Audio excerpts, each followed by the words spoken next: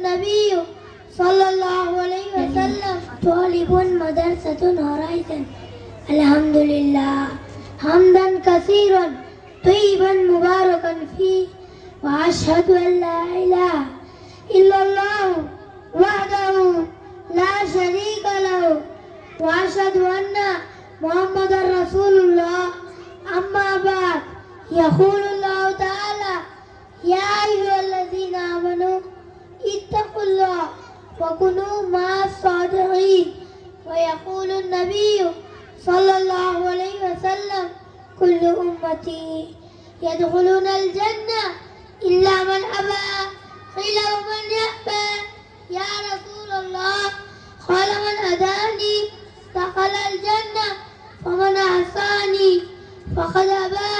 وفي الختام أوصيكم أن نعمل بما أمر. والسلام عليكم ورحمة الله وبركاته. جزاك الله.